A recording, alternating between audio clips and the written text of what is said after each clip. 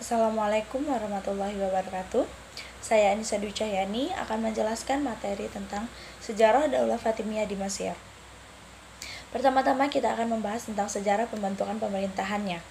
Menjelang akhir abad ke-10, Daulah Abbasiyah di Baghdad mulai melemah karena daerah kekuasaannya yang luas sudah tidak dapat terkonsolidasikan lagi. Kondisi seperti ini membuka peluang bagi munculnya daulah-daulah kecil di daerah-daerah yang membebaskan diri dari pemerintahan pusat, terutama bagi gubernur dan khalifahnya yang sudah memiliki tentara sendiri. Di antaranya adalah Daulah Fatimiyah. Daulah Fatimiyah ini diberi nama Fatimiyah karena dibangsakan kepada Fatimah, putri Rasulullah SAW, sebab mereka mengaku masih keturunan Nabi Muhammad SAW melalui Ali dan Fatimah dari keturunan Ismail, anak Ja'far as-Shadiq. Mereka adalah sekte Syiah Ismailiyah. Daulah yang didirikan oleh Ubaidillah Al-Mahdi ini berkuasa selama lebih kurang dari 262 tahun. Pada tahun 909 hingga 1171 Masehi, diperintah oleh 12 orang khalifah. Masa pemerintahan khalifah-khalifah, kemunduran ini dapat dibagi menjadi 3 periode, yaitu masa pertumbuhan, masa kejayaan, dan masa kemajuan, kemudian masa kemunduran. Selanjutnya yaitu masih melanjutkan tentang pertumbuhan pemerintahan.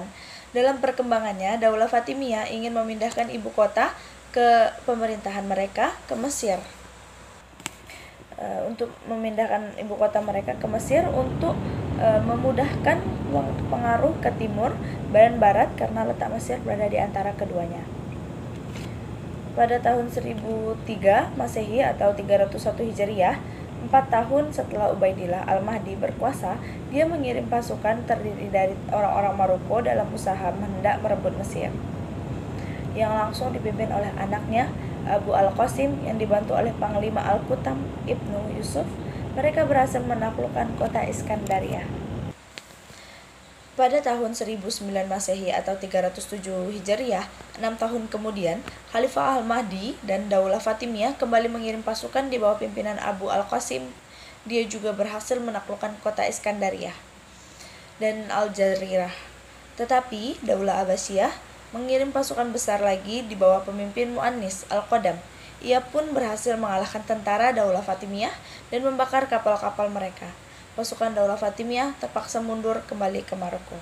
Baiklah, presentasi selanjutnya akan dijelaskan oleh Rahma Anissa. Baiklah, saya akan melanjutkan materi dari Anissa Dwi Cahyani tadi. Pada tahun 933 Masehi, Khalifah Al-Mahdi kembali mengirim pasukan di bawah pimpinan Al-Khaisi Ibnu Ahmad Al-Maghribi. Kaulah Daulah Abbasiyah mengirim pasukan lagi di bawah pimpinan Ahmad Ibnu Tunghuj. Pertempuran sengit kembali terjadi antara dua pasukan tersebut selama 3 tahun. Dalam hal ini, Khalifah Ubaidillah Al-Mahdi meninggal dunia dan digantikan oleh anaknya Al-Qasim. Al-Qasim sebagai khalifah kedua Daulah Fatimiyah mengirim pasukan tambahan, tetapi Daulah Iksyad yang pernah berkuasa di Mesir berpihak kepada Daulah Abbasiyah dan membantunya untuk mengalahkan Daulah Fatimiyah, sehingga pasukan tentara Daulah Fatimiyah kalah dan mereka terpaksa mundur lagi ke Maroko. Yang selanjutnya ada kejayaan pemerintahan. Pada masa kejayaan ini, di bawah 3 khalifah, yaitu Al-Mu'izz Li'adnillah, Al-Aziz Billah, dan Al-Hakim Bi'amrillah. Daulah Fatimiyah menjadi daulah yang ketiga dalam Islam setelah Daulah Abbasiyah dan Daulah Umayyah Cordova yang berhasil memajukan peradaban Islam di periode klasik. Kemudian yang selanjutnya yaitu ada kemunduran pemerintahan dan faktor-faktornya. Khalifah Hakim Bi'amrillah, dia memerintahkan supaya dilukiskan cacian kepada para sahabat, baik di masjid-masjid, di pasar-pasar, maupun di jalan-jalan. Perintah itu dikeluarkannya kepada seluruh pemerintahan daerah dalam wilayah kekuasaan Daulah Fatimiyah. Tindakan Al-Hakim ini membangkitkan kemarahan rakyat Sunni yang merupakan mayoritas penduduk di seluruh kekuasaan Daulah Fatimiyah. Kemudian yang selanjutnya ada beberapa faktor-faktor yang menjadi penyebab kemunduran pemerintahan. Yang pertama yaitu faktor luar, karena mereka mengancam rakyat untuk menganut paham Syiah yang menjadi mazhab mereka. Yang kedua yaitu faktor yang mempercepat kehancuran Daulah Fatimiyah adalah Perang Salib. Sebab pada saat Daulah Fatimiyah lemah, orang salib ingin menguasai Mesir.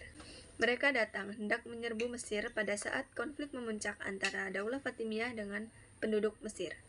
Baiklah, sekian presentasi dari kelompok kami. Kami ucapkan terima kasih. Wassalamualaikum warahmatullahi wabarakatuh.